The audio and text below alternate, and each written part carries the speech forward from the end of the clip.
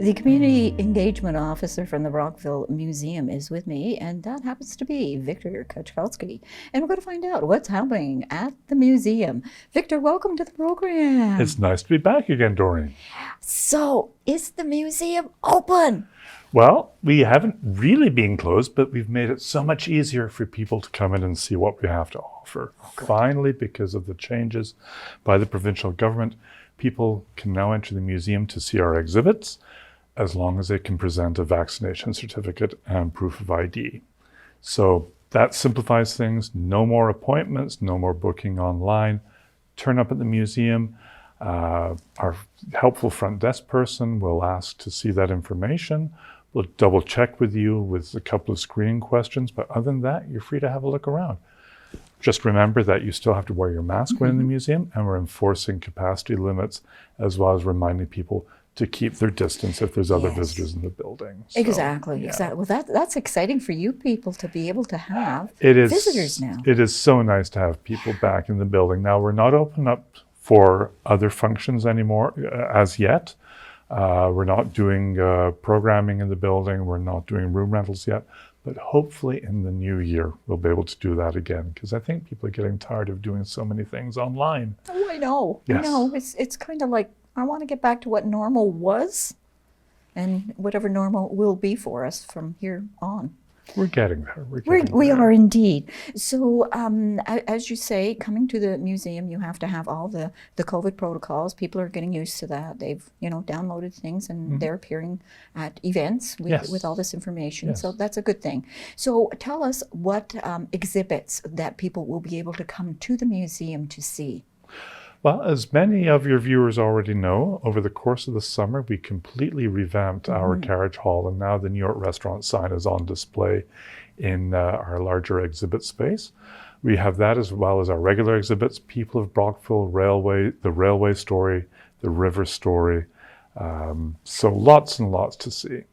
So, Viktor, pre-COVID, people were able to drop off items for the collections at the museum. Can people now resume that, or has that been going on? Or tell us about the collections if they have something that they would like to share with the museum so that they can share with the public. We're very grateful for people offering some of these items to us, because of course there's gaps in our collection that need filling.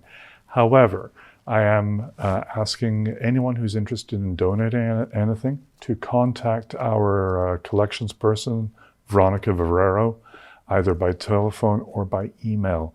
It's so much easier if you either describe what you have or just take a photo of it and email us an image.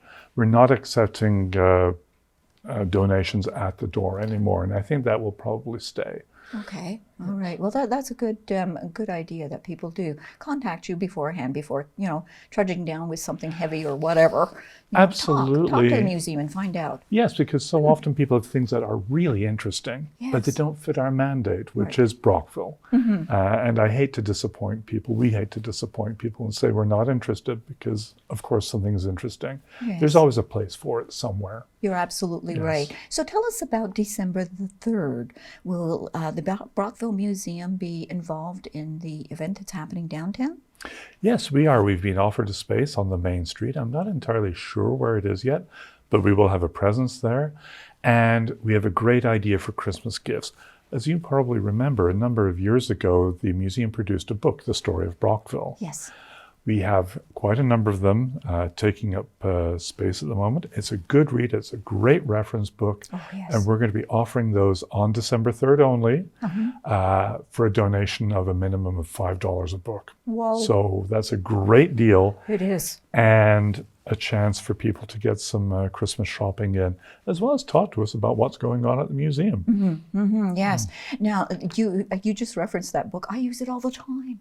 If I want to know something, I go to it. It's a great source of information. It is indeed. So now Peggy, has Peggy been busy with different things?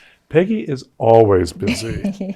And between virtual programming and offering program to schools and nursing homes and things, which she can do online now, almost like a Zoom meeting. She's also been working on her Heritage Skills Workshop, which, as you know, in the spring, she offered it as a kit which people could pick up. It was so popular, she's designed a one-off for Christmas. No. So, yes, so a Heritage Skills Workshop kit, which pre-ordering will start November the 19th, $20 a kit. For pickup December the 3rd, it'll be a kit, a heritage kit with a Christmas theme, something for people to do over the holidays. Another great gift idea. What a super good, you know, she's always coming up, or you people are always coming up with great ideas down there. I don't know We where you're try, from. and I don't know how we do it sometimes either. So, Victor, tell me about, we're getting very close to the new year, and there's always the annual lecture series that comes up. Is that something you people have been working on? Absolutely. The planning for that always starts in the fall, because lining up speakers isn't always as easy as you might think, and coming up with new ideas for lectures. Right. We're fully anticipating being able to do that in person next February, and a huge change for us will be doing it at the Brockville Arts Centre. Nice. So our lecturers will have the stage, Yes. and lots more seating available, a much bigger audience, because for the most part, we'd outgrown our small space in the museum, and some of the lectures get a great amount of interest, and we want to be able to allow more people to come in and see it. I think that's a fantastic idea. I really do. And the Arts Centre is excited too. It's a beautiful facility. Why not use it as much as we can? Of course. Yes. Of course. And what better thing than history, right? Absolutely. So anything else that you'd like to tell our viewers about what's happening at the Brockville Museum? Now you've done it. I'm just going through my head thinking of all the things that we normally do this time of year. We are open. That's the best part. Yes. Definitely some changes coming for next year. We expect to have programs in person again, but we're moving where we hold the programs.